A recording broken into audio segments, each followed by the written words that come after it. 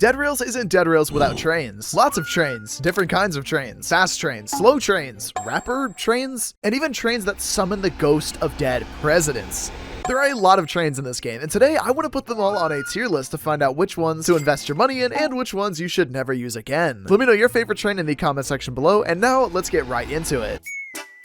Starting off solid, we've got the default train. Everybody knows it, everybody started with it, and yeah, it's super boring. But that's not a bad thing, because you've got to start with something, and it works really well for it just being the base train. B tier, I think, works perfectly fine for it.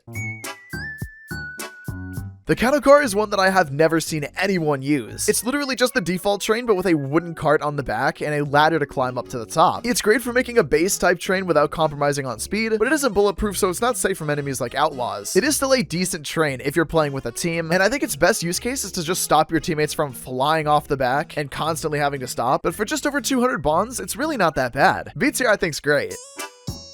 The presidential train is a seriously solid looking train, and it might be just one of the best looking ones in the game. But it's not just looks that makes this train cool, because it also has a pretty ridiculous ability. If you kill about 25 enemies near it, the ghost of Lincoln will appear to help you fight off whatever you're fighting. It's pretty unique if nothing else. You can also summon Lincoln's ghost by finding Lincoln's train on the side of the road. It's just basically an old rusted out version of the presidential train, and if you open up Lincoln's coffin and take his top hat, you can summon an angry version of Lincoln that'll try to kill you if you put it in the furnace. If you beat him though, you'll get a ghost version of his hat that'll let you summon soldiers to fight for you. Though that's less to do with the train, but a pretty neat thing that's kind of relating to the presidential train in general. It's pretty sick, honestly, and I think well deserving of A tier.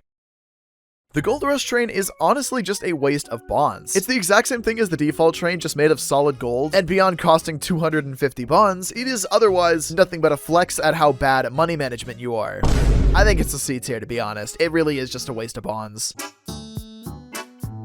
An actual decent option for a train is going to be the passenger train. This train, while not having a ton of floor space, has plenty of space for seating that people can actually sit in. The main point of this train is literally just to have a team that, again, much like the cattle car, is not going to just go flying off the back. It's especially great for having larger lobbies, and generally it just looks pretty cool. It is 250 bonds, but I think it is decently 250 bonds well spent. I don't think that people will be all too mad about A tier.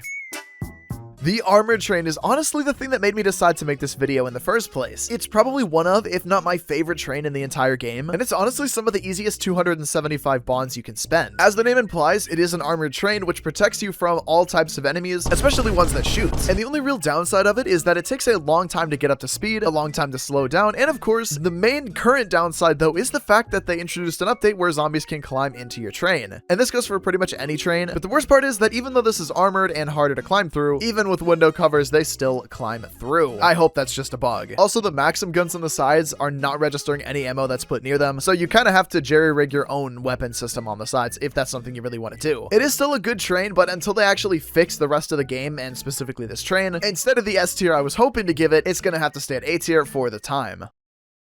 The wooden train is super overpowered in a lot of different ways, all the while getting even more expensive at 285 bonds. You can tell just by looking at it, the whole point is seriously just speed. If you use this with a conductor, even you can get up to 100 miles per hour.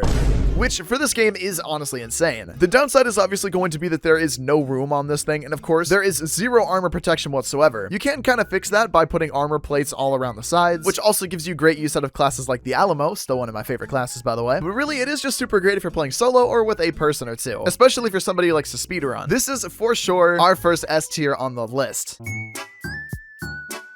The Frost train gets even more expensive at 290 bonds, and as you can imagine by the name, it slows enemies that get near it. It's essentially the armored train that, instead of having guns on the sides, it has that frost ability. But the Maxim guns don't work anyway on the armored train, so that's not even really a factor here. It essentially is just an upgraded version of the armored train, but not only is it better than the armored train, it also is the fastest train in the game, I think at least, with the conductor class bringing you to over 100 miles per hour. It's got a super fast start and stop time, but it gets even better because not only does the frost slow down enemies, it also drains their health pretty quick. So if you run out of ammo, you can literally just circle your train and enemies cannot get to you and will slowly die. Which means I think this comfortably considered S tier as well.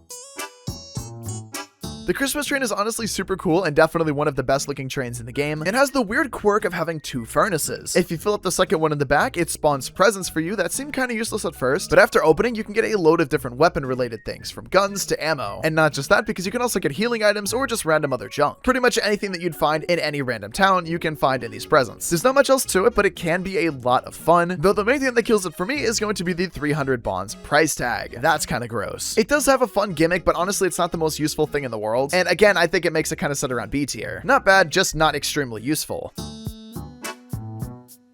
Dracula's train on the surface feels like a pretty niche train. It's basically an upgrade over the passenger train where friendly players, whenever they deal damage to enemies near or on the train, they or you get healed. And realistically, testing this for the first time, I was honestly shocked at just how much you heal per damage. Coming off of things like the vampire knife that heal you for like 2 health per hit, I wasn't expecting much. But honestly, this is probably one of the best trains in the entire game and absolutely incredible during solo matches. Though of course you cannot forget its lovely 300 bonds price tag too. It is a lot of money, but honestly for probably one of, again, if not the best train in the entire game, I really do think that it's more than worth saving up for, honestly over a lot of classes. This is getting insane. Definitely easy S tier all day. Little to no complaints from me. The Ghost Train is even more expensive at 325 bonds, but for that amount of money, you are getting a pretty nice train. It's basically the same thing as like a remodeled version of the default train, beyond of course looking like it's been possessed, and its ability is that it summons ghosts of fallen enemies near your train back alive that will fight for you. It's a pretty solid train honestly, and while super expensive and honestly kind of niche, it can provide a lot of use for certain types of players or play styles. It is a really cool looking train, and I do wish that they made the cart kind of ghostly, but otherwise it is a great option, and if you've got the money and not interested in any other classes or trains, I think that this is a solid choice. And another pretty good S tier.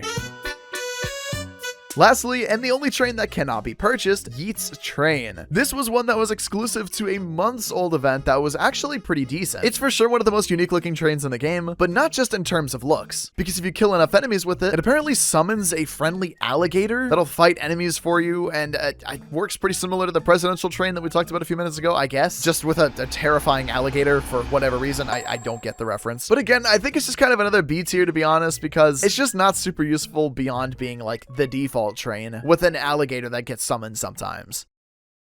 Well, dudes, that is the tier list. There aren't as many trains as it felt like there were just by looking at it, but there has been a pretty solid job done making them not only look different, but play different as well. At least enough so to justify their existence in most cases. Minus some bugs with them, there aren't really any bad trains in the game. But what do you think of the list though? Do you agree with everything, or do you want to rip my Biloxi head off my shoulders? Let me know your thoughts and your favorite train in the comment section below. If I had to pick a favorite, I think that I'd probably have to go with Dracula's train just because of how much you heal for just how little damage you arguably have to do to any enemies. It does also have a similar form factor to the armored train, albeit not with much walking room, and it is definitely a little bit on the slower side, but since I take my time with gameplay anyway, I feel like just having that buff, especially solo, where I can just heal by doing damage, I think it just makes it arguably probably the best train in the game, at least for my personal use case. Thanks so much for watching, dudes, and I will see you guys in the next video. Peace, dudes.